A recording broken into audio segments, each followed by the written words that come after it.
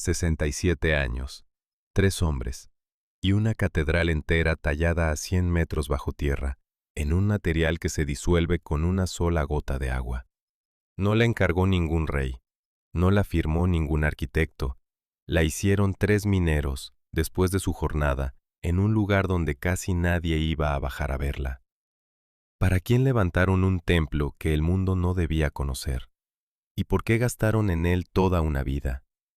Lo que hoy visitan 2 millones de personas al año empezó como el hueco vacío que dejó un bloque de sal vendido y comido siglos atrás. Para entenderlo hay que empezar mucho antes que los mineros, antes que Polonia misma, por un mar que se secó. Bajas 800 peldaños por una escalera de madera encajada en un pozo vertical, y la luz de la superficie se encoge hasta convertirse en un punto y desaparecer. El aire cambia antes que la vista.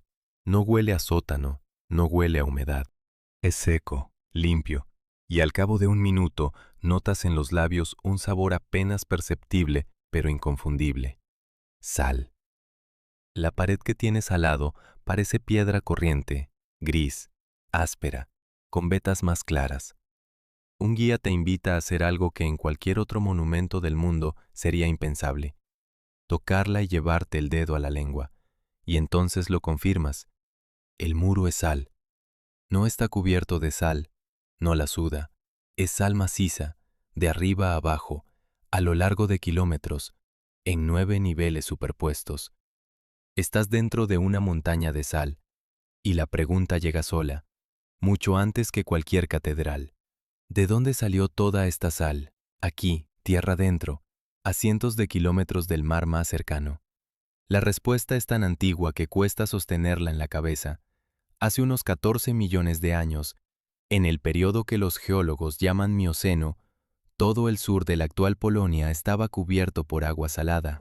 No era el mar que conocemos, sino un brazo de un océano antiguo, cálido y poco profundo, que se extendía por el borde de una cadena de montañas jóvenes que aún se estaban levantando. Los Cárpatos.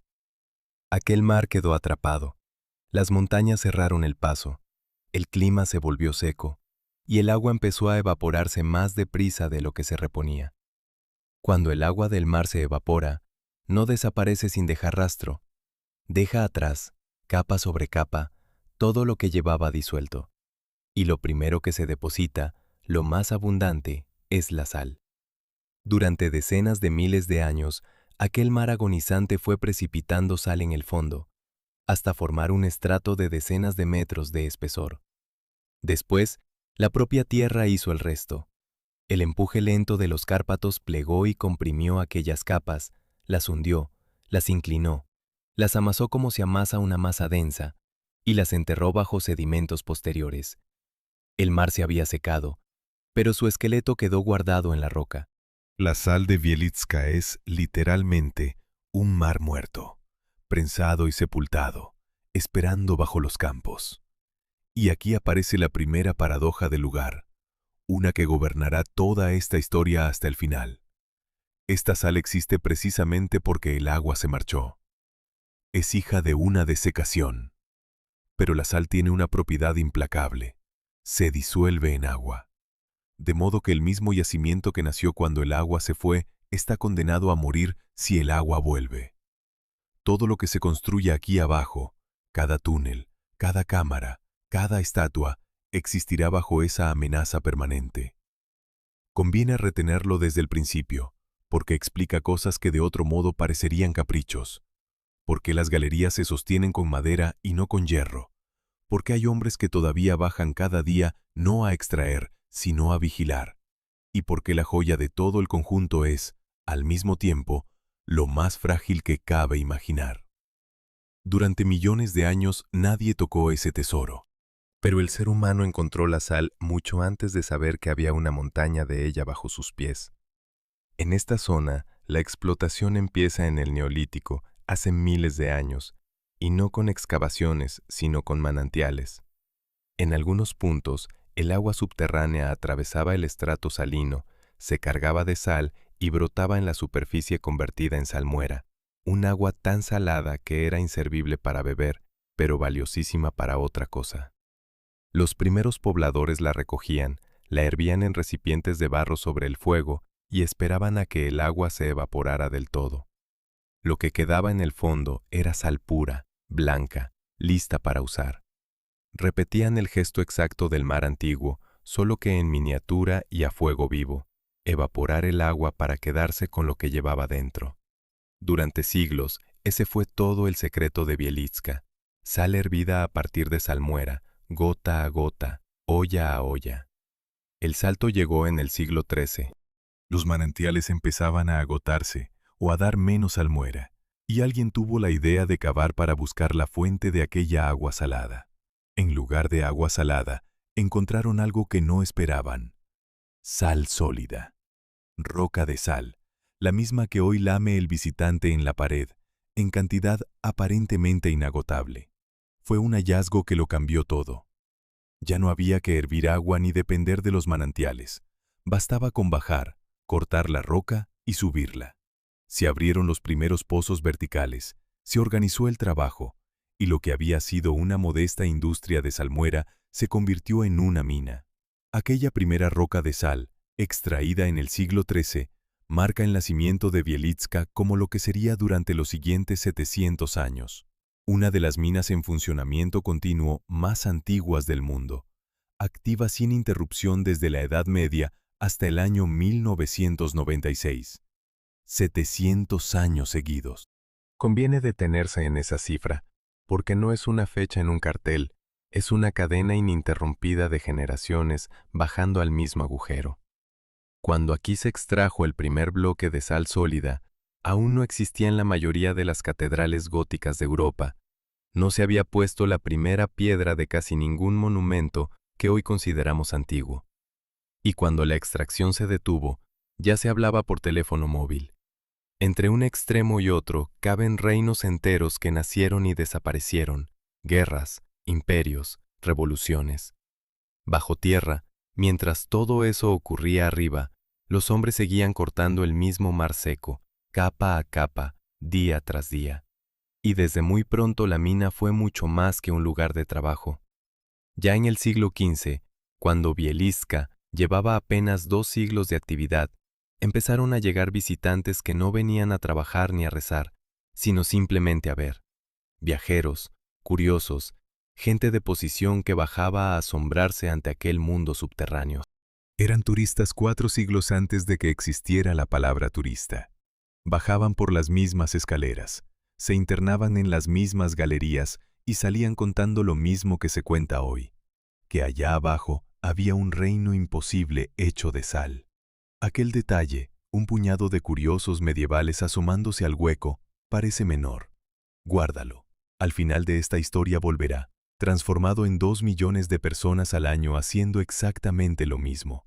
Pero para que hubiera algo que ver, primero había que sacar la sal. Y aquí está el mecanismo que lo explica todo, el que hará posible que un día 3 hombres tallen una catedral sin que nadie se lo pida.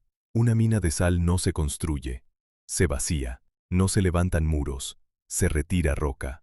Cada cámara, cada sala, cada uno de los inmensos espacios de Bielitska existe porque de allí se arrancó un bloque de sal que se subió, se vendió y se consumió.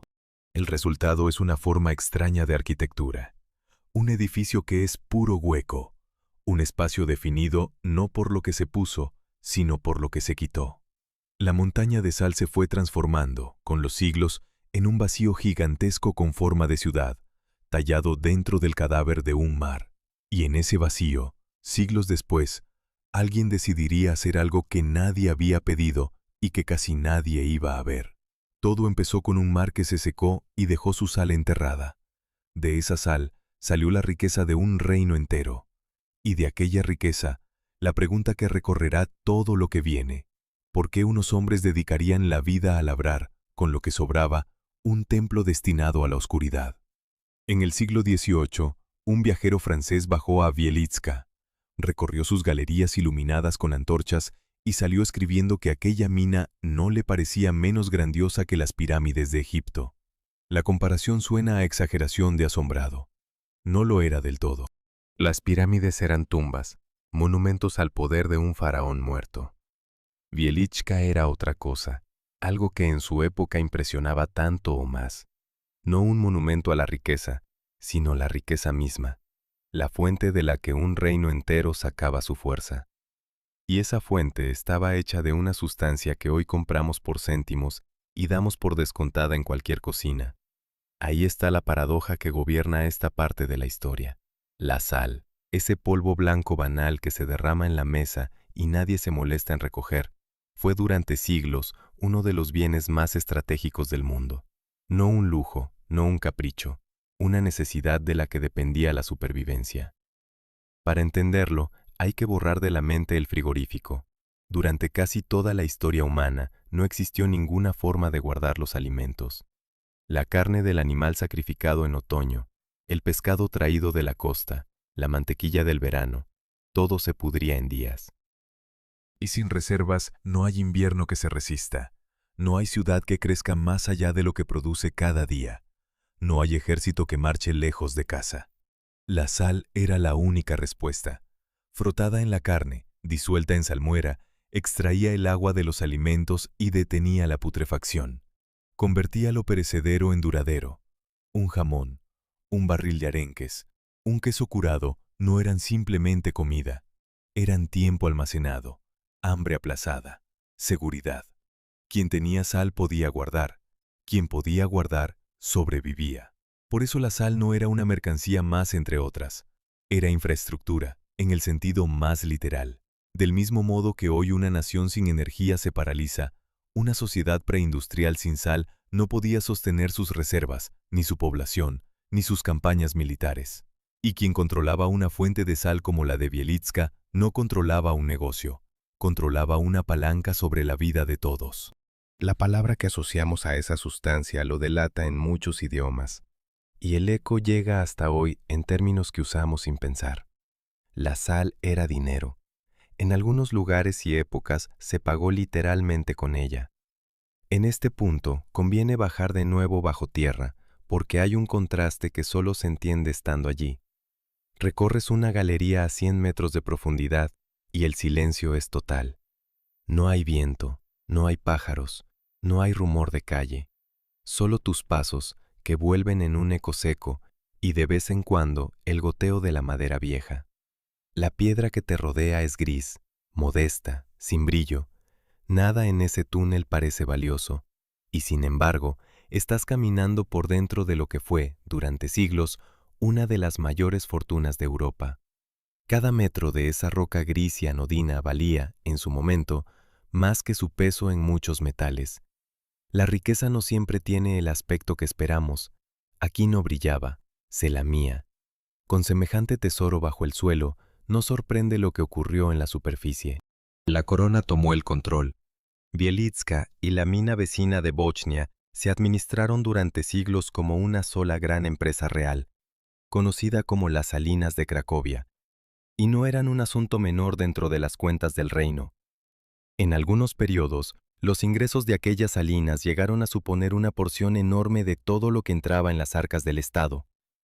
Una sola mina, un solo agujero en la tierra, sosteniendo una parte sustancial del presupuesto de un país. Para gestionar semejante flujo, hizo falta una estructura de poder a su altura. En la superficie de Bielitska se levantó un castillo, el Castillo de las Salinas, sede de la administración, centro técnico y símbolo del control real sobre la sal. No era la residencia de un noble ocioso, era la oficina central de una industria estratégica, el lugar desde donde se dirigía, se contaba y se defendía el tesoro subterráneo. Una mina con su propio castillo dice, mejor que cualquier cifra, lo que estaba en juego. Y el prestigio viajaba con la riqueza. Trabajar en las salinas reales no era un oficio cualquiera. Los mineros de Bielitska gozaban de un estatus que los distinguía del campesinado corriente, con privilegios, con una organización propia, con una identidad. Eran los guardianes de la fuente. Ese detalle, que ahora parece un dato administrativo, tiene consecuencias que asomarán más adelante en esta historia. Hombres orgullosos de su oficio, conscientes de trabajar en un lugar excepcional, con una relación con la mina que iba mucho más allá del salario. No bajaban solo a ganarse el pan, bajaban a un sitio que consideraban suyo. La fama de Bielitska desbordó las fronteras de Polonia. La sal de Cracovia se conocía y se comerciaba lejos, y la propia mina se convirtió en una rareza célebre en toda Europa, un lugar del que se hablaba en las cortes y sobre el que se escribían crónicas. Aquel goteo de curiosos del siglo XV se fue engrosando con los siglos.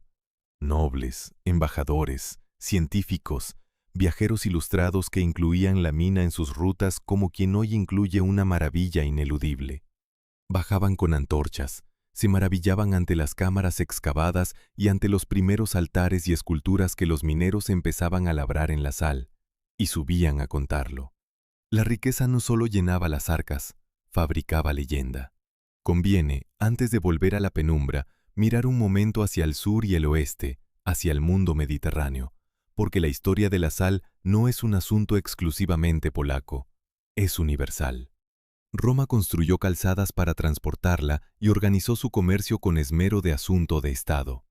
En las costas del Mediterráneo, las salinas donde el sol evaporaba el agua del mar alimentaron durante siglos una industria decisiva, la conservación del pescado. El mismo gesto del mar antiguo y de los primeros pobladores de Wieliczka, evaporar el agua para quedarse con la sal, sostenía en el Mediterráneo el pescado salado que viajaba por medio continente. La sal fue el petróleo del mundo antiguo en todas partes, no solo bajo los campos de Polonia. Cambiaban el paisaje y el método, salinas al sol frente a galerías en la roca, pero la lógica era idéntica. Quien dominaba la sal, dominaba la despensa, y quien dominaba la despensa, mandaba. Con todo esto en la cabeza, la mina de Wieliczka deja de ser una curiosa cueva salada para revelarse como lo que de verdad fue, el motor económico de un reino, un yacimiento tan valioso que se administraba desde un castillo y se contaba entre los cimientos financieros del Estado. Y aquí la pregunta que recorre toda esta historia se afila un poco más. Si esta sal era tan valiosa, si cada bloque extraído significaba dinero contante que subía a la superficie para venderse, entonces cada cámara vaciada era, además de un hueco, una pequeña fortuna gastada. El vacío que dejaba la extracción no era espacio libre, era el rastro de un tesoro que ya se había marchado. Y sobre ese principio, el de un lugar donde cada hueco equivale a riqueza vendida, alguien construiría un día algo que no daba ningún beneficio, que no se vendía, que no rendía una sola moneda, algo hecho, precisamente, con lo que sobraba.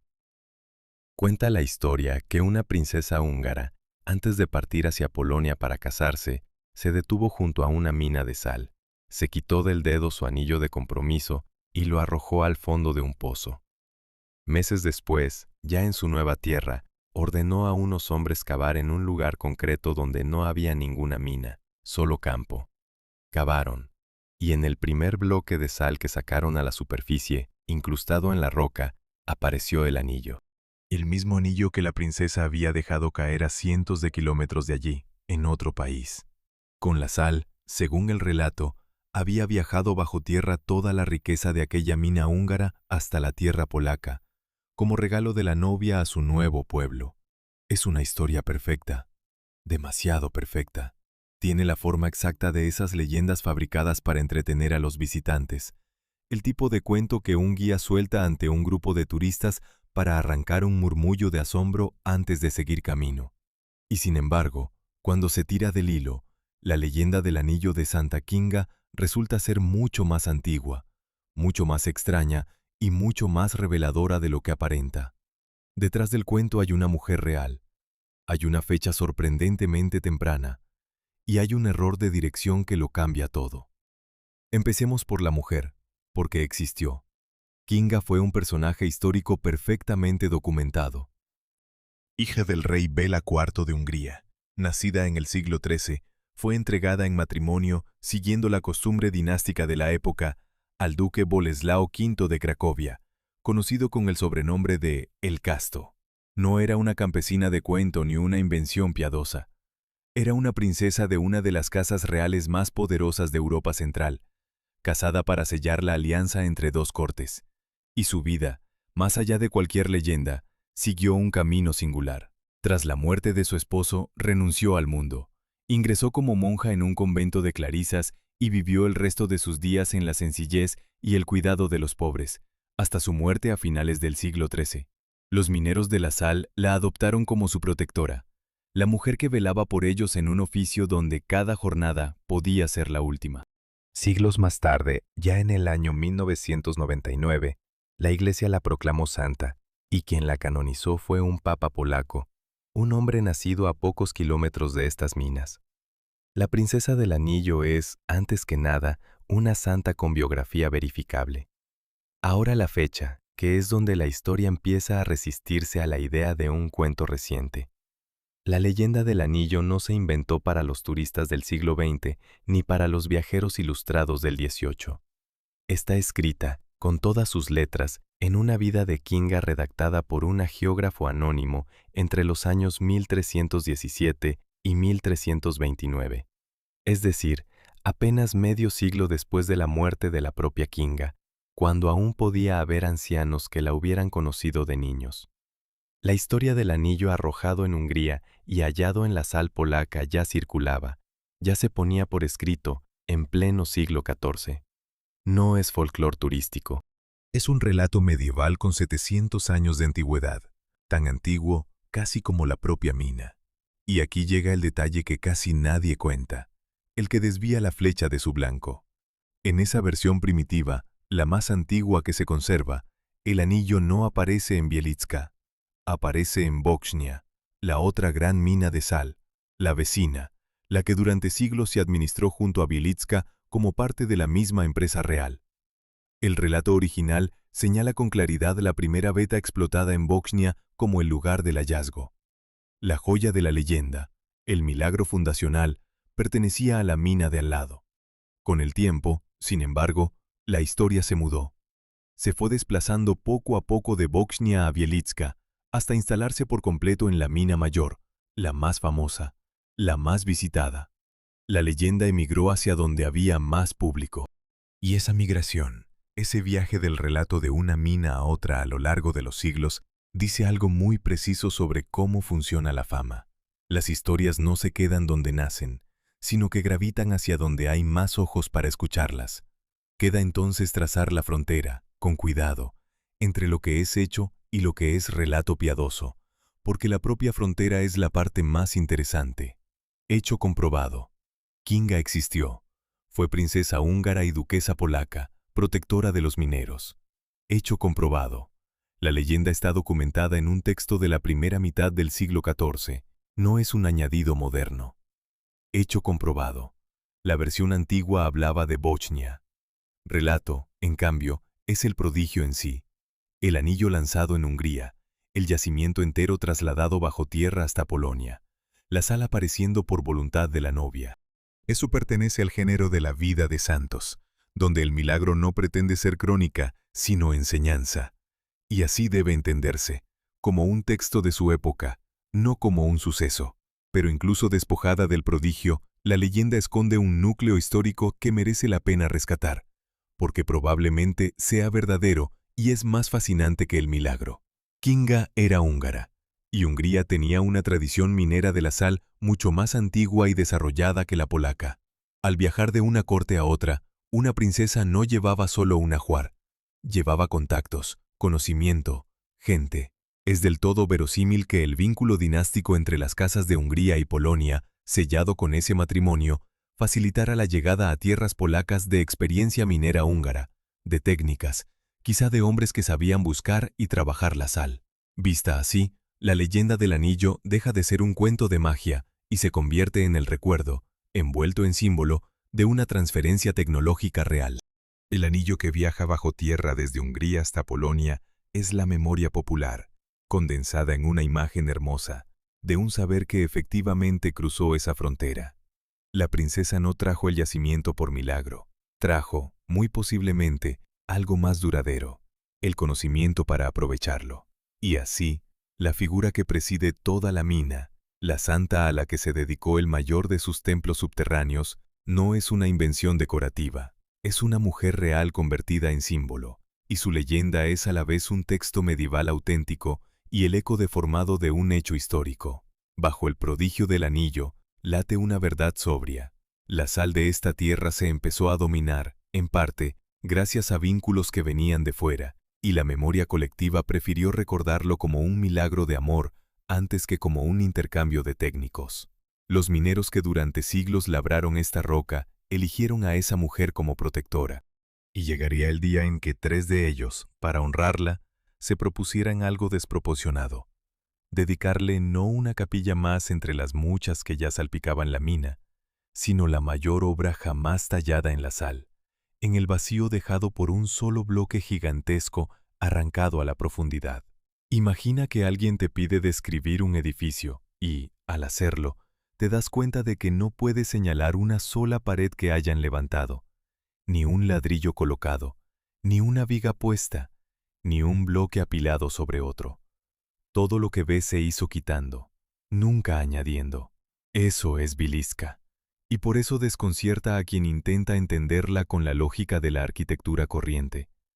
Una catedral se construye hacia arriba, piedra sobre piedra, contra la fuerza de la gravedad. Bilisca se construyó hacia adentro, hueco tras hueco, arrancando materia a una montaña. Es un edificio hecho de ausencias. Su forma no la define lo que está, sino lo que ya no está. Las cifras de ese vacío cuesta abarcarlas. La mina se despliega en 9 niveles superpuestos, uno debajo de otro, y desciende hasta unos 327 metros bajo la superficie. Para hacerse una idea, es como un rascacielos de 100 plantas, pero excavado hacia abajo, enterrado por completo en la roca. A lo largo de esos niveles se abren en torno a 2.000, quizá 2.500 cámaras. En este punto conviene una advertencia honesta, porque las fuentes no se ponen de acuerdo, y en una historia como esta, la exactitud importa. Sobre el número de cámaras y sobre la longitud total de las galerías, los datos bailan. La red de corredores y túneles se estima entre unos 245 y unos 300 kilómetros. La diferencia no es un descuido, sino la consecuencia natural de medir un laberinto de 7 siglos que creció sin plano maestro, donde cada época añadió sus propias galerías. Tomemos la cifra más prudente, la de los 245 kilómetros largos, y aún así el resultado es abrumador. Hay bajo la superficie de una pequeña ciudad polaca más longitud de túneles que la distancia que separa muchas capitales de sus vecinas. Una ciudad entera del revés, no construida sino excavada, no habitada por vivos, sino recorrida por quienes bajaban a arrancarle su tesoro. Y aquí surge, de forma inevitable, la pregunta que todo visitante formula tarde o temprano al mirar hacia arriba, hacia esos techos de sal suspendidos sobre cámaras enormes. ¿Cómo se sostiene todo esto? ¿Cómo es posible vaciar una montaña, abrir 9 pisos de salas gigantescas y que el conjunto no se venga abajo, no aplaste a quienes trabajan dentro, no colapse bajo su propio peso? La respuesta obliga a olvidar todo lo que asociamos a las grandes construcciones modernas, porque en Bielitska faltan, de manera casi total, 2 materiales que darían por sentado cualquiera: el acero y el hierro. En una obra de esta magnitud, lo esperable sería un bosque de vigas metálicas, de armazones de acero apuntalando cada bóveda. No los hay, y su ausencia no es pobreza ni atraso. Es una decisión impuesta por la propia naturaleza del lugar. El culpable es la sal. El mismo material que forma la mina es su mayor enemigo interior cuando se junta con la humedad. El aire salino, cargado de finísimas partículas, ataca el metal con una voracidad implacable. El hierro y el acero, en contacto prolongado con esa atmósfera, se corroen, se oxidan, se comen desde dentro hasta perder toda resistencia. Un armazón metálico que en la superficie duraría generaciones, aquí abajo se degradaría en un plazo peligrosamente corto. Confiar la vida de los mineros a un soporte que la propia mina devora habría sido una condena. De modo que Bielitska resolvió el problema con el material más antiguo y más humilde que existe: la madera. Vigas, entibaciones, marcos, escaleras, estructuras enteras de madera sostienen buena parte de las galerías. Troncos colocados por manos que llevan siglos muertas siguen apuntalando techos y paredes, y muchos de ellos, lejos de pudrirse, se conservan asombrosamente firmes.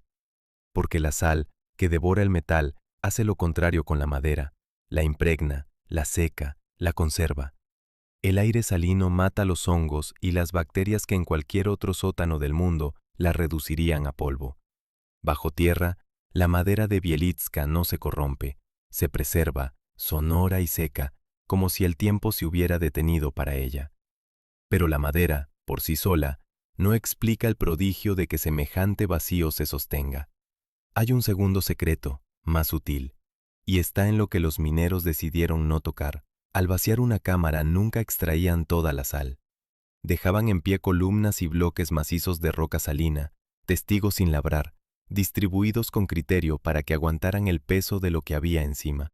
Son los llamados macizos de seguridad, pilares del mismo material que la montaña, que reparten la carga de los techos y transmiten el empuje hacia el suelo firme. La sal, además, tiene una cualidad que ayuda. No es del todo rígida. Bajo presión constante y a lo largo del tiempo, se comporta de un modo levemente plástico. Fluye de manera imperceptible, cede un poco en lugar de quebrarse de golpe. Esa ligera flexibilidad, que en una piedra normal sería un defecto, aquí es una virtud. Permite que la masa se acomode a las tensiones sin fracturarse. La mina se sostiene, por tanto, gracias a una combinación de ingenio y renuncia. Madera que no se pudre, pilares que nunca se arrancaron y una roca que, en lugar de resistir con dureza, absorbe la presión cediendo apenas. Detente un momento en una de estas galerías profundas para sentir de verdad dónde estás. Sobre tu cabeza gravita el peso de 100 metros de roca, de decenas de miles de toneladas de tierra y sal, sostenidas por troncos oscurecidos por el tiempo y por columnas de sal que alguien, hace siglos, tuvo la disciplina de no cortar aunque valieran una fortuna. El silencio es absoluto y el aire seco. Pasas la mano por una entibación y la madera está tibia, casi cálida, dura como piedra, con ese tacto pulido de lo muy antiguo. No hay una sola pieza de metal a la vista sosteniéndote. Todo lo que impide que la profundidad se cierre sobre ti es sabiduría acumulada durante 700 años de bajar, cortar y aprender qué se puede quitar y qué jamás debe tocarse. Y así se resuelve el enigma de cómo se sostiene una montaña vaciada, pero al resolverlo, aparece, con más fuerza, la idea que da sentido a toda esta historia. Cada una de esas cámaras es un negativo, la huella exacta de un bloque que se arrancó, se subió y se vendió. El espacio existe porque la mercancía se marchó. Bielichka no es un contenedor que se llenó de sal, es lo que quedó después de sacarla, la forma en hueco de una riqueza consumida siglos atrás. Los mineros no construían salas, producían huecos como su producto de su trabajo, y en algún momento, en una de esas cámaras nacidas de la extracción de un bloque especialmente enorme de sal verde, unos hombres miraron el vacío disponible y vieron en ella no un espacio agotado, sino un lienzo. Decidieron que aquel hueco, aquel puro resto de lo que se había vendido, sería el lugar donde tallar algo que no se vendería jamás. En una galería lateral, apartada del paso principal, la luz de una lámpara cae sobre una figura. Es una estatua, de pie sobre un pedestal, con los pliegues del manto tallados con delicadeza, el rostro sereno, las manos detenidas en un gesto antiguo. Podría estar en la fachada de cualquier catedral europea, entre santos de piedra deslastados por la lluvia de los siglos. Solo que aquí no llueve nunca, aquí no hay siglos de intemperie, y la figura no es de mármol, ni de granito, ni de bronce. Es de sal. La misma sal gris de las paredes, la misma que se lame en el muro, convertida por unas manos anónimas en un cuerpo, un rostro, una plegaria. Y no está sola. A lo largo y ancho de la mina hay más de 40 lugares de significado religioso, capillas grandes y pequeñas, altares, relieves, decenas de esculturas repartidas por los niveles. Bielitska no es solo una mina que por casualidad guarda una obra maestra. Es una mina que, a lo largo de los siglos, se fue llenando de arte sagrado tallado en su propio material. Esto obliga a corregir una idea que surge de manera natural. Ante la mayor de estas obras, la tentación es pensar en un arranque de genio aislado, en la ocurrencia irrepetible de unos pocos iluminados que un día decidieron hacer algo insólito. La realidad es distinta y más interesante. Tallar la sal en Bielitska no fue una excentricidad puntual, sino una tradición consolidada, con raíces que se hunden mucho más atrás en el tiempo. La escultura religiosa bajo tierra formaba parte de la cultura de esta mina desde hacía generaciones. La prueba está en la más antigua de las capillas que se conservan, dedicada a San Antonio, labrada entre los años 1690 y 1710, es decir, casi 2 siglos antes de la gran obra que corona el conjunto. Los mineros de Bielitska ya excavaban en la sal templos completos, con sus altares y sus figuras. La capilla de San Antonio tiene además una particularidad que conmueve y que revela la naturaleza del material. Sus esculturas, las más antiguas, han ido perdiendo el detalle con el paso del tiempo, difuminándose lentamente, porque la humedad y el aliento de generaciones de visitantes disuelven la sal poco a poco. Los rostros se suavizan, los contornos se redondean, como fotografías que se velan. El arte tallado en sal nace ya con su desaparición inscrita dentro. De modo que cuando por fin aparezcan 3 hombres dispuestos a emprender la obra definitiva, no serán unos aficionados improvisando en el vacío. Serán los herederos de una escuela de casi 2 siglos, la punta de una tradición viva. Y esa tradición explica algo que de otro modo resultaría inverosímil: cómo unos mineros sin formación artística pudieron convertirse en escultores. La respuesta está, otra vez, en el propio material y en el oficio. Conviene entender qué clase de piedra es la sal para un escultor. La roca de sal es dura al tacto, pero comparada con los materiales nobles de la escultura tradicional es dócil. Es más blanda que el mármol, más blanda que el granito. Esas piedras que exigen cinceles especiales, martillos pesados, años de aprendizaje y una fuerza considerable para arrancar cada esquirla. La sal, en cambio, se deja cortar con las mismas herramientas que el minero usaba durante toda su jornada para extraerla. El pico, la cuña, el escoplo, los instrumentos del trabajo diario, servían igual para separar un bloque destinado a la venta que para desbastar la forma de una figura. El minero de Bielitska tenía, sin haberlo buscado, todo lo que un escultor necesita y que a un escultor de fuera le habría faltado. Tenía el material en cantidad ilimitada y gratuito, porque era el mismo que arrancaba cada día. Tenía la herramienta, la que ya empuñaba, y tenía, sobre todo, el conocimiento íntimo de cómo se comporta la sal bajo el filo, por dónde cede, por dónde se astilla, cómo responde según la veta, cuándo va a saltar limpia y cuándo va a romperse mal. Ese saber no se aprende en una academia de bellas artes. Se aprende cortando sal 8 horas al día durante años. Y aquí se produce una inversión sorprendente de lo que esperaríamos. Para tallar en sal, un escultor profesional venido de fuera habría sido menos útil que un minero. El artista formado en el mármol habría llegado con las manos expertas, sí, pero ignorante del material. No habría sabido leer la veta, no habría intuido el punto en que la sal traiciona al que la trabaja, no habría conocido el temperamento de esa roca peculiar. El minero, en cambio, llevaba ese conocimiento en los dedos. Le faltaba la técnica del arte, pero eso podía adquirirlo copiando, observando, practicando sobre un material que dominaba mejor que nadie en el mundo. En Bielitska, el mejor escultor de sal posible no era el que sabía de escultura, era el que sabía de sal. Hay una razón más, y toca la parte menos visible de esta historia, la que explica por qué tanto esfuerzo se dedicó a lo sagrado y no a la mera decoración. El oficio del minero, sobre todo en los siglos pasados, era de una peligrosidad extrema. Bajo tierra acechaban el derrumbe, la inundación repentina, las bolsas de gas, la oscuridad, el accidente sin testigos a 100 metros de la luz del día. Cada descenso era una apuesta silenciosa contra la posibilidad de no volver a subir. En ese contexto, una capilla bajo tierra no era un adorno ni un lujo. Era una necesidad del alma. Era el lugar donde pedir protección antes de la jornada, donde encomendarse a la santa que velaba por ellos, donde poner nombre y rostro sagrado al miedo cotidiano. Por eso las esculturas de Bielitska son casi todas religiosas, y por eso se labraron con un cuidado que ninguna decoración justificaría. No se tallaban para que alguien las admirara.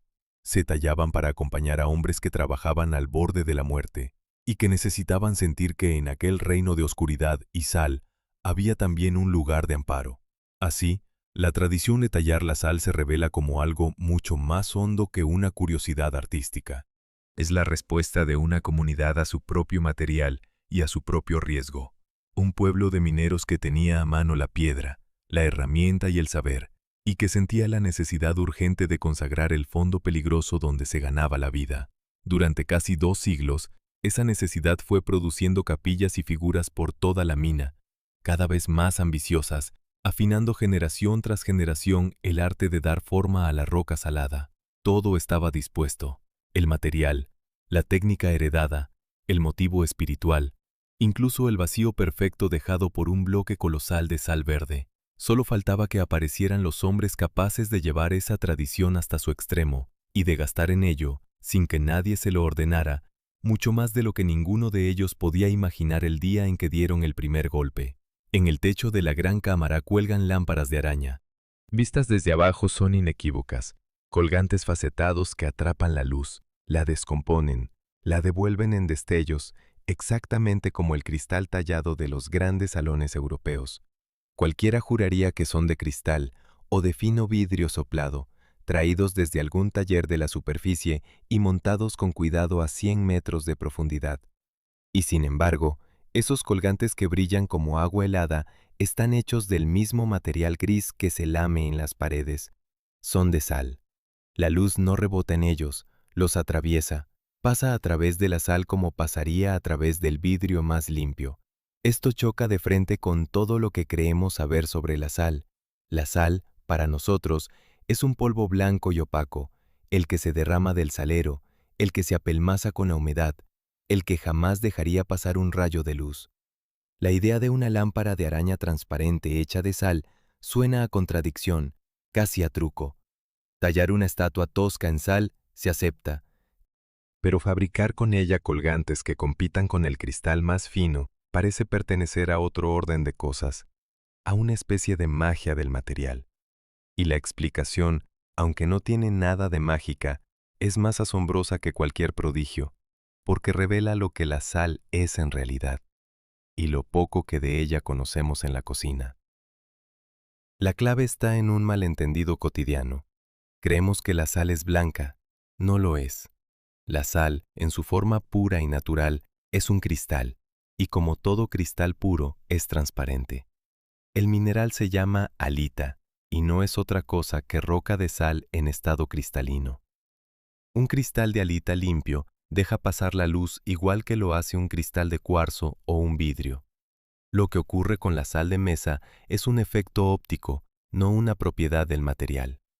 Al moler la sal en granos minúsculos, se crean millones de caras diminutas, superficies microscópicas orientadas en todas direcciones. Cada una de esas caras refleja y dispersa la luz en un sentido distinto, y la suma de esa dispersión caótica es lo que nuestros ojos perciben como blanco. El blanco de la sal de mesa no está en la sal, está en el tamaño del grano. Muele cualquier cristal transparente hasta convertirlo en polvo fino y obtendrás también un montoncito blanco. La transparencia sigue ahí, escondida, esperando a que el cristal vuelva a ser grande y limpio para revelarse. Y de eso los mineros de Wieliczka sabían más que nadie en el mundo, porque ellos no conocían la sal por el salero, la conocían en la roca, en bruto, tal como sale de la tierra, y habían visto con sus propios ojos lo que casi nadie ve. En el año 1860, en las profundidades de la mina, se descubrieron unas grutas de cristal, cavidades donde la halita había crecido en cristales de una pureza extraordinaria, un fenómeno tan singular que se considera único de su tipo en toda esa capa geológica del Mioceno en el mundo. Aquellos mineros habían contemplado la sal en su forma más noble, transparente, geométrica, brillante como el hielo eterno. Sabían por experiencia directa y no por teoría que la sal podía ser cristal, y sabían cómo obtenerlo a voluntad. Fabricar los colgantes transparentes de las lámparas fue, en el fondo, repetir en pequeño el gesto ancestral de toda esta historia. Se seleccionaba la sal más pura, la de mayor limpieza, apartándola de las vetas con impurezas que le darían color u opacidad. Se disolvía en agua, devolviéndola al estado del que había salido millones de años atrás, cuando era un mar.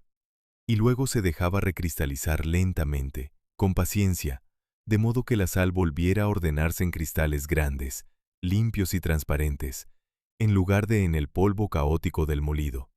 El resultado eran piezas que la luz atravesaba, indistinguibles del cristal a simple vista, colgadas del techo de una cámara hecha de la misma sustancia. Las lámparas no imitan al cristal con un material pobre. No son una falsificación ingeniosa hecha con lo que había a mano. Son una demostración, casi una lección, de lo que la sal ha sido siempre por debajo de su disfraz blanco. Un cristal que además puede lamerse.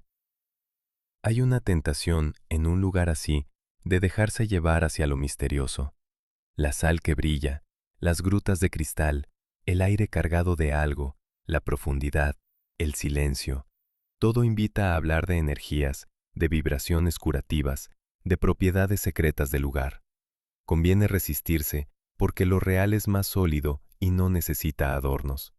Existe, es cierto, un efecto sobre la salud, y es perfectamente comprobable. El aire de la mina está cargado de un finísimo aerosol salino, partículas microscópicas de sal en suspensión que se respiran con cada bocanada.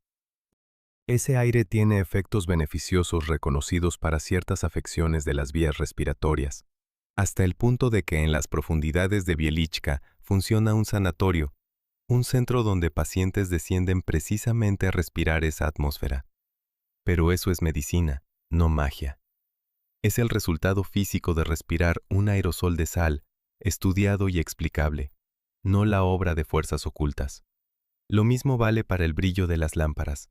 Es óptica de cristal, la manera en que la luz se comporta al atravesar la alita pura, y nada más allá de eso.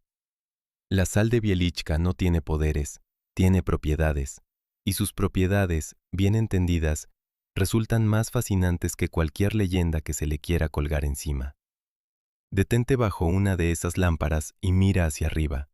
Un colgante recibe la luz de las bombillas y la deja pasar, y por un instante ves el interior del cristal, esa claridad húmeda y detenida, como si miraras dentro de un trozo de hielo que nunca se derrite. Extiendes la mano, tocas la pared cercana, te llevas el dedo a los labios y confirmas por enésima vez que todo, absolutamente todo lo que te rodea, es la misma sustancia. El suelo bajo tus pies, el muro bajo tu mano, los santos tallados en las hornacinas, los colgantes que brillan sobre tu cabeza. Un solo material, capaz de ser a la vez roca, estatua y cristal, presentándose en todas sus formas en un mismo lugar. Con esa sal, transparente cuando se la trata bien, dócil bajo la herramienta del minero, existente por doquier y gratuita, ya estaban dados todos los elementos. Faltaban solo las manos dispuestas a entregar la vida entera para reunirlos en una sola obra. En los últimos años del siglo XIX, en una cámara profunda de la mina, 3 hombres levantaron por primera vez la herramienta contra una pared de sal con un propósito que no tenía nada que ver con la extracción. No iban a arrancar un bloque para venderlo. Iban a empezar algo que ninguno de los 3 vería terminado. Algo que se prolongaría durante 67 años, más que la vida laboral de cualquier persona.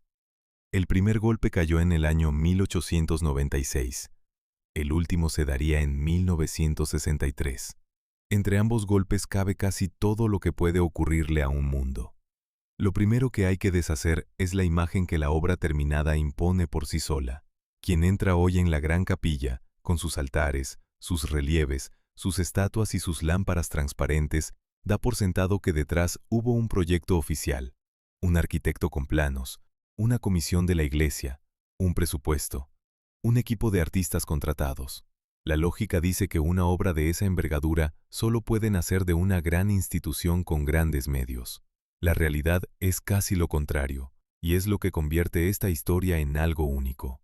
La capilla mayor de Wieliczka no la hizo un arquitecto, no la firmó un maestro. La hicieron 3 mineros, con sus propias manos, en el tiempo que les quedaba libre después de cumplir su jornada de trabajo. Sus nombres se conocen y merecen decirse, porque durante décadas nadie fuera de la mina los conoció. Los hermanos Joseph y Thomas Markowski, y un tercero, Anthony Birodek. No eran escultores de formación, no habían pisado una academia ni recibido lección alguna de arte. Eran trabajadores de la sal, hombres del oficio, de esos que dominaban la roca porque la cortaban cada día. La iniciativa formal partió de la administración de la mina, del ámbito del tesoro y de la dirección minera, que en aquel tiempo aprobó dedicar aquel espacio a un templo. Pero una cosa es autorizar un espacio y otra muy distinta es labrarlo centímetro a centímetro durante generaciones. Lo primero fue una decisión administrativa. Lo segundo fue una entrega personal que nadie podía ordenar ni comprar y que recayó sobre esos 3 hombres. El espacio que les tocó no era una sala cualquiera. Era el enorme vacío dejado por la extracción de un bloque colosal de sal verde. Una de esas cámaras nacidas del hueco. Un volumen impresionante, más de 50 metros de longitud, cerca de 20 de anchura, en torno a 10 o 12 de altura, a unos 101 metros bajo la superficie. Un espacio con las dimensiones de una iglesia de verdad, pero sin una sola de sus piedras puestas. Todo lo que hoy contiene ese recinto hubo que sacarlo de sus propios muros y de su propio suelo, restando materia, dando forma a la ausencia. Y en el proceso de labrar la capilla se extrajeron alrededor de 20.000 toneladas de sal, una cantidad que, fiel a la lógica de toda la mina, no se desperdició. Esa sal también se vendió. La obra sagrada financiaba en parte su propio nacimiento, produciendo mercancía mientras se producía a sí misma. Aquí se abre una petición de manos que conviene entender de verdad, porque es lo que da la medida del esfuerzo. Tallar en sal tiene una condición implacable que no comparte casi ninguna otra técnica escultórica. Es irreversible. Un escultor en arcilla que se equivoca añade material y corrige. Un pintor cubre y repinta. Incluso en la piedra dura hay márgenes, remiendos, injertos. En la sal no. Lo que se quita no se puede reponer. No existe manera de volver a pegar la sal arrancada, de rellenar un corte demasiado profundo, de rectificar una línea que se fue de la mano. Cada golpe es definitivo. El relieve se labra directamente en el muro, restando, y un error convierte semanas de trabajo en un desperfecto imposible de reparar. 67 años de labor significan, por tanto, 67 años trabajando sin derecho a equivocarse, en una técnica que no perdona, sobre un material que registra para siempre cada acierto y cada fallo. La lentitud de la obra no fue desidia, fue la única velocidad posible cuando cada gesto es irrevocable. Y aquí, por fin, empieza a asomar la respuesta a la pregunta que recorre toda esta historia, la de por qué unos hombres dedicarían la vida a algo así. El primer estrato de esa respuesta es el más terrenal y también el más revelador. Para estos 3 mineros, tallar la sal no suponía barrera alguna de acceso. No tenían que comprar mármol carísimo, ni encargar herramientas especiales, ni desplazarse a un taller. El material lo tenían delante, en cantidad infinita y gratis, porque era el mismo que arrancaban cada día por su salario. La herramienta ya estaba en sus manos, era la del oficio, y la destreza para manejar esa roca la habían adquirido a lo largo de años de trabajo. Para un minero de Bielitska, ponerse a esculpir la sal era un acto tan natural, tan libre de obstáculos, como para quien tiene un lápiz en la mano lo es ponerse a dibujar en el margen de un papel. No hacía falta permiso del talento ni inversión de dinero, solo hacía falta querer y disponer de las horas. Detente un instante frente a uno de esos muros a medio labrar de la imaginación y trata de sentir el ambiente en que empezó todo. Estamos a 100 metros bajo tierra, en el silencio absoluto de la sal, en un aire seco que sabe a mineral. Terminada la jornada, cuando los demás suben hacia la luz y hacia sus casas, 3 hombres se quedan abajo. Encienden su lámpara, se acercan a la pared y en lugar de descansar, levantan de nuevo la herramienta que han empuñado todo el día. El eco de cada golpe se pierde en la cámara vacía. No hay público, no hay recompensa. No hay nombre grabado que vaya a hacerlos famosos.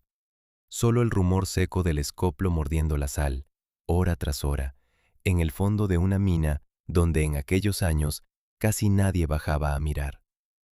Con eso quedaba explicado lo más sencillo, el cómo y el por qué inmediato. Tenían el material, la técnica, el espacio y el permiso, y para ellos empezar no costaba nada.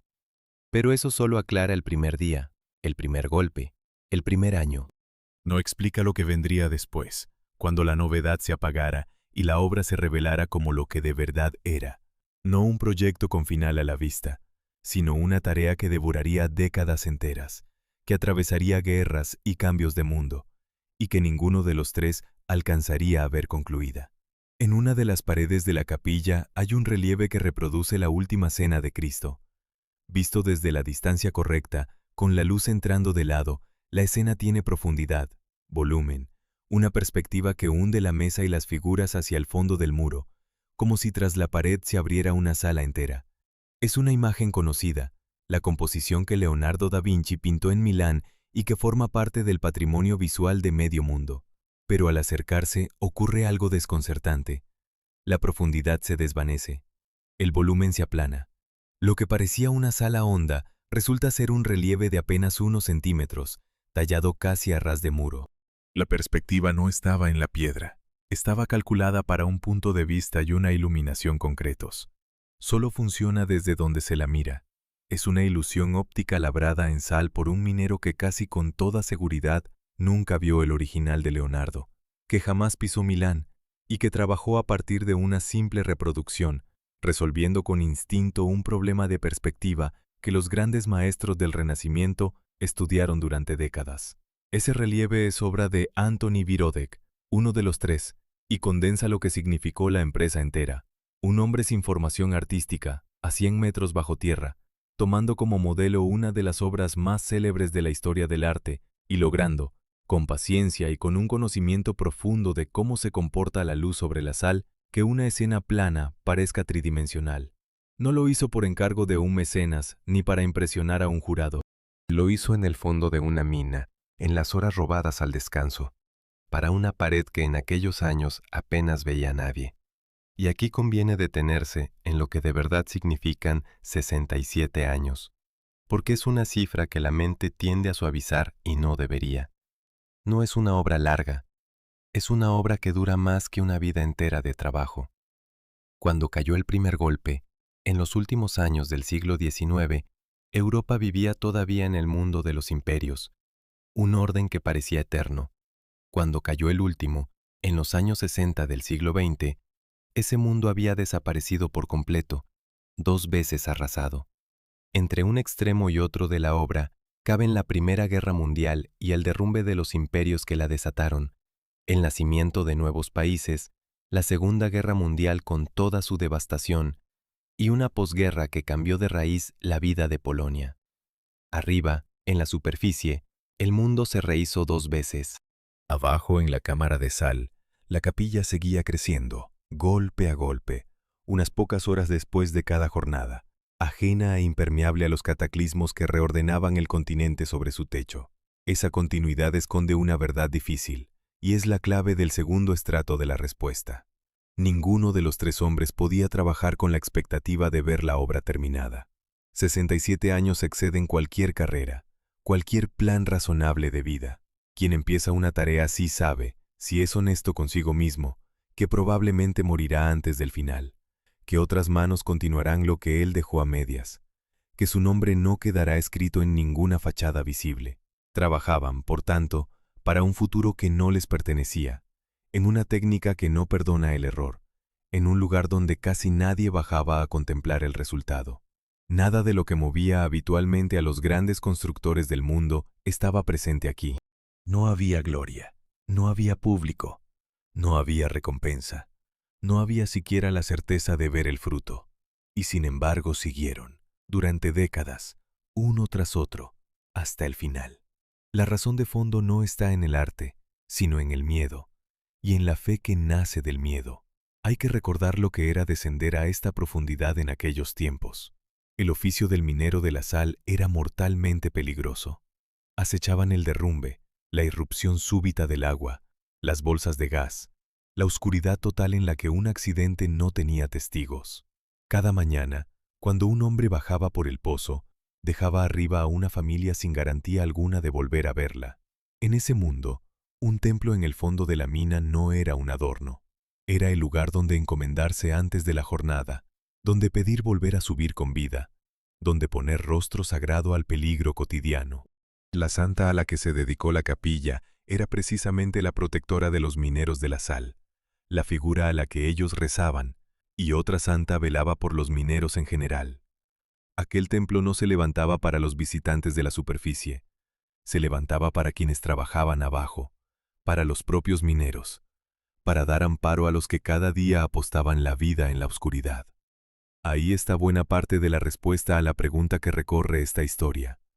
La capilla no se hizo para que el mundo la viera, se hizo para quienes ya estaban abajo. Su destinatario no estaba en la superficie, estaba en el fondo del pozo, con la lámpara y el escoplo, jugándose el pellejo. Hay todavía un tercer estrato, el más íntimo, el más humano, y es el que resiste toda explicación utilitaria, porque incluso admitiendo el miedo, la fe y la protección, 67 años son demasiados años. Se puede tallar una capilla por devoción en unos pocos años y quedar en paz con la conciencia y con la santa.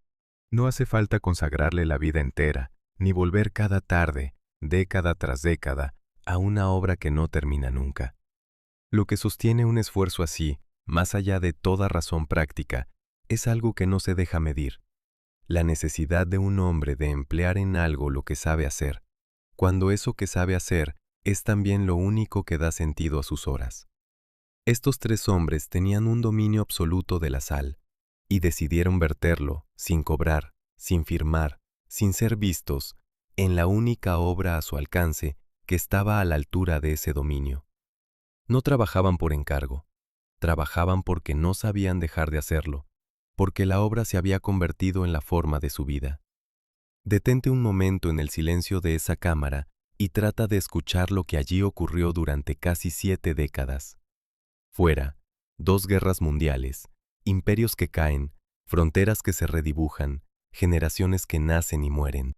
Dentro, siempre el mismo aire seco y salado, siempre el mismo eco corto del escoplo contra la sal, siempre unas manos que al terminar la jornada, en lugar de subir hacia la luz, se quedan un rato más labrando un santo, un pliegue, una escena que nadie ha pedido.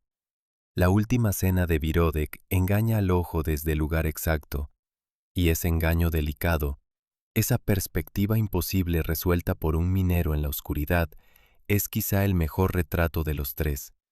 Hombres que dieron su vida entera a que la sal, por un instante y desde el ángulo correcto, pareciera algo más de lo que es. En una de las cámaras de la mina, tallada en la pared de sal, hay una estrella de David. No formaba parte de ningún plan decorativo, no la encargó ninguna administración, no la labró ningún minero en las horas robadas al descanso. La grabaron manos que estaban allí contra su voluntad, en el momento más oscuro de los 700 años de historia de Bielitska. Y para entender esa estrella, hay que contar cómo, durante la Segunda Guerra Mundial, la mina de sal estuvo a punto de convertirse en algo por completo distinto de lo que había sido siempre. Cuando Alemania ocupó Polonia, los ingenieros militares miraron hacia abajo, hacia el laberinto subterráneo de Bielitska, y vieron lo que un ejército ve en tiempos de bombardeos: refugio. Decenas de kilómetros de galerías a 100 metros de profundidad, protegidas por el peso de toda una montaña, invisibles desde el aire, imposibles de destruir con explosivos convencionales. El escondite perfecto para lo que más importaba en la guerra industrial: las fábricas. La decisión se tomó en el año 1944. Las cámaras de la mina, que durante siglos habían dado sal y albergado capillas, se convertirían en una factoría subterránea para producir componentes de aviones militares. Bajo tierra, a salvo de la aviación aliada, la maquinaria de guerra encontraría un santuario inexpugnable. Para hacerla funcionar trajeron trabajadores forzados, prisioneros de un campo de concentración cercano, entre ellos numerosos judíos. Los bajaron a las galerías y los pusieron a levantar rampas, plataformas y líneas de montaje, en condiciones durísimas, separados y aislados. Tenían prohibido siquiera hablar con los mineros que aún trabajaban la sal. Aquella prohibición dibuja bien el horror de la situación.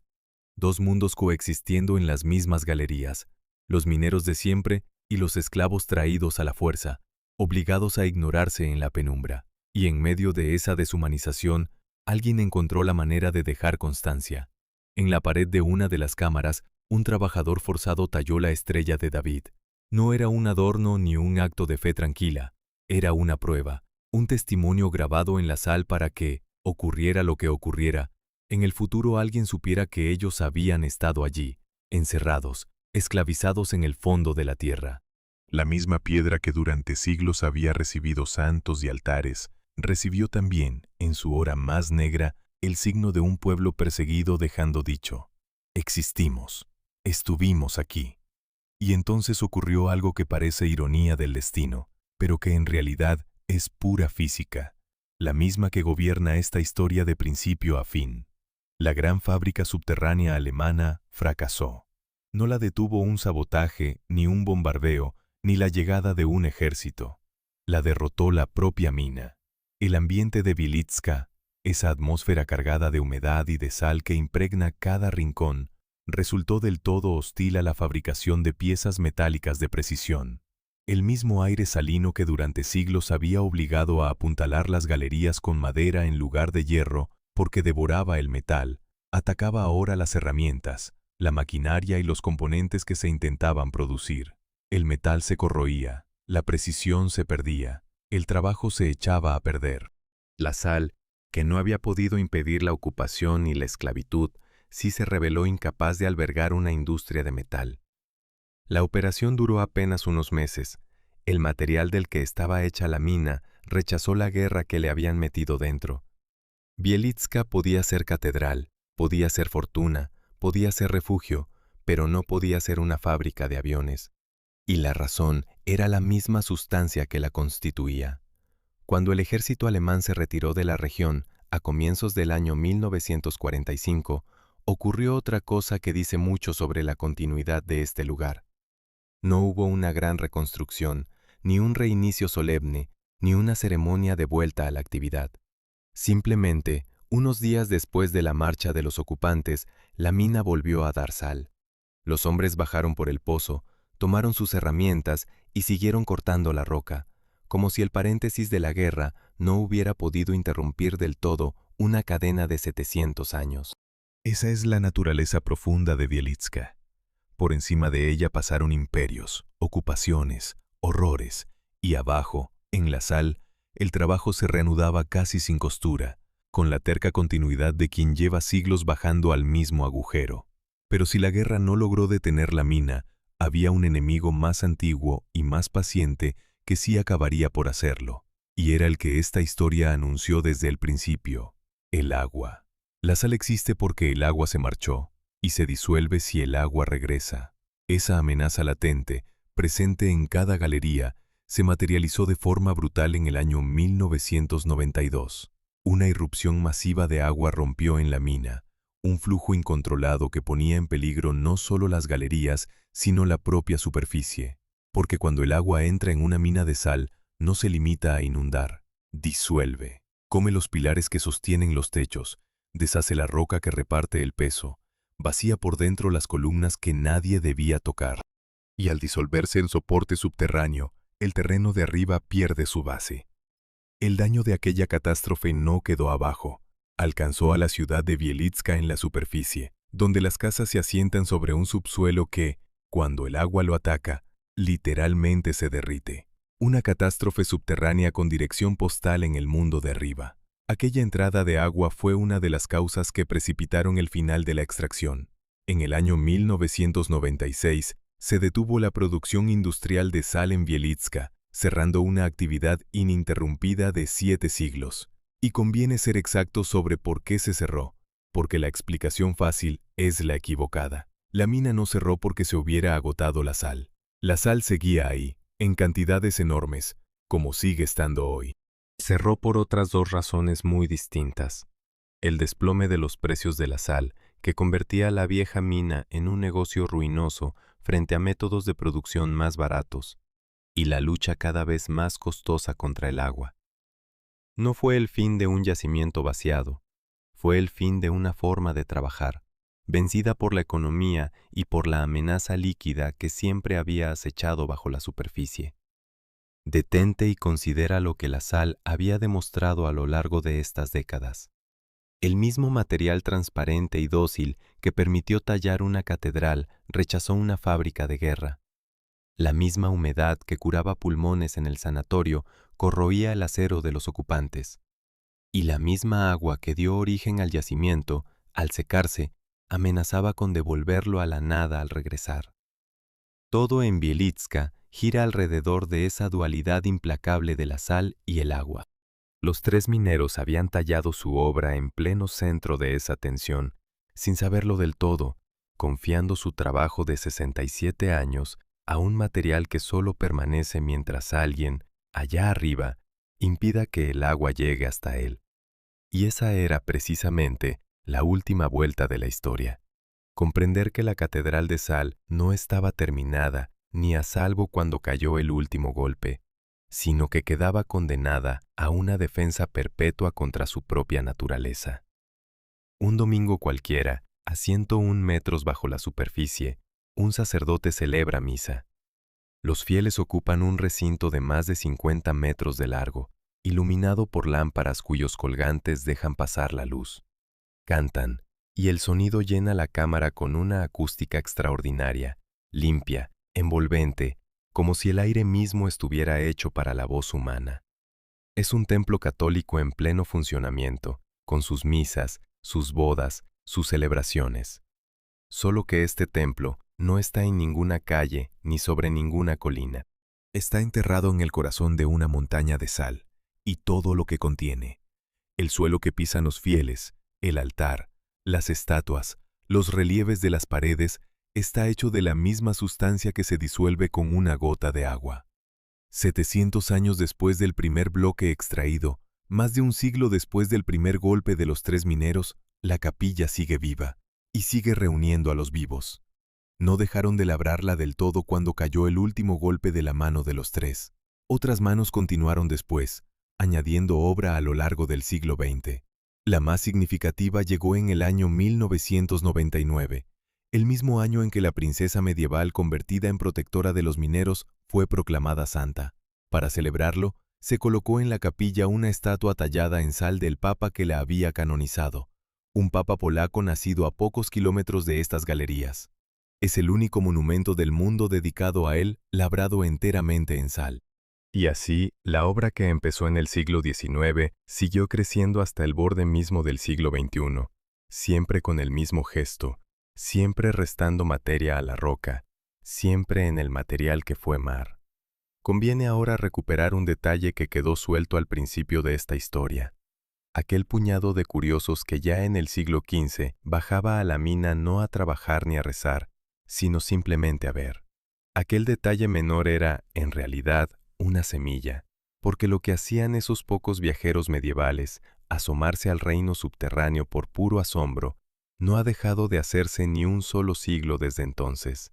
Al contrario, ha crecido hasta cifras que ellos no habrían imaginado.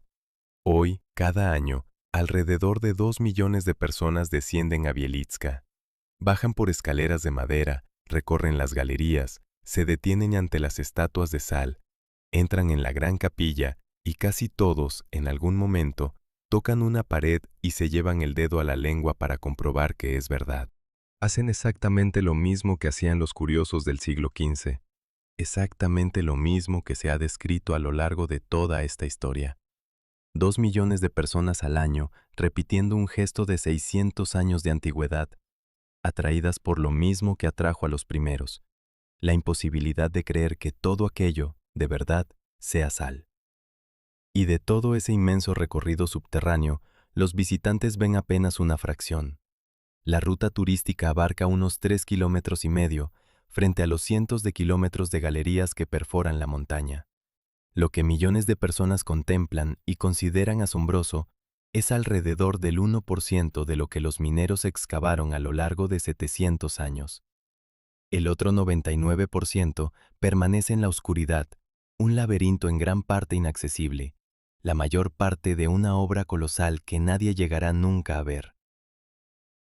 La proporción resume el lugar entero. Incluso hoy, incluso abierta al mundo, Wieliczka muestra solo una esquina de sí misma y esconde la inmensidad. Con todo esto reunido, la pregunta que ha recorrido esta historia de principio a fin puede al fin responderse por entero, capa sobre capa. ¿Por qué 3 hombres dedicaron la vida a tallar una catedral que casi nadie iba a ver? La primera respuesta es práctica. No les costaba nada empezar. Tenían el material gratis, la herramienta en la mano y el saber en los dedos. Y para un minero de la sal, esculpir era tan natural como dibujar para quien sostiene un lápiz. La segunda respuesta es profesional y espiritual. El templo no se hizo para los de arriba, sino para los de abajo, para los propios mineros que cada día apostaban la vida en la oscuridad y necesitaban un lugar donde encomendarse a su protectora antes de bajar al peligro. La tercera respuesta es humana. 67 años exceden cualquier cálculo de recompensa, y lo único que sostiene un esfuerzo así es la necesidad de un hombre de verter en algo lo que sabe hacer, cuando ese saber es también la forma de su vida. La catedral no la encargó nadie porque no respondía a un encargo. Respondía a algo más profundo y más difícil de nombrar, la voluntad de dejar, en el fondo de la tierra y en el material más humilde, una obra a la altura de lo que sus manos eran capaces. Pero hay una última vuelta, y es la que da a esta historia su verdadero peso. Todo eso, los 67 años, las 20.000 toneladas retiradas, los altares, la última cena que engaña al ojo, las lámparas transparentes, todo está hecho de un material que se disuelve. La catedral de sal no es eterna ni puede serlo. Existe únicamente mientras alguien, allá arriba, impida que el agua llegue hasta ella. Y ese alguien existe. Tras el fin de la extracción, la mina no quedó abandonada a su suerte. Sigue empleando a mineros, pero su trabajo ya no consiste en arrancar sal para venderla. Consiste en lo contrario, en vigilar, en bombear el agua que se filtra, en sostener las galerías, en impedir que la montaña se disuelva sobre la obra de los 3 hombres. 67 años de creación exigen ahora una defensa que no termina nunca, un esfuerzo perpetuo cuyo único objetivo es que lo que se talló no desaparezca. La obra que nadie encargó se ha convertido en una obra que hay que salvar cada día. Y quizá esa sea la forma más pura de responder a la pregunta del principio. Aquellos 3 mineros no construyeron un monumento a la eternidad, sino algo más frágil y más humano. Una catedral que solo permanece mientras haya quien la cuide, tallada en el esqueleto de un mar que se secó y condenada a durar solo tanto como dure el cuidado de los vivos. Hasta aquí el viaje al fondo de la mina de sal de Wieliczka y a su catedral imposible. Si esta historia te ha atrapado, deja tu me gusta y suscríbete al canal, porque cada día sale una nueva. Gracias por bajar hasta el final conmigo, y hasta el próximo descenso.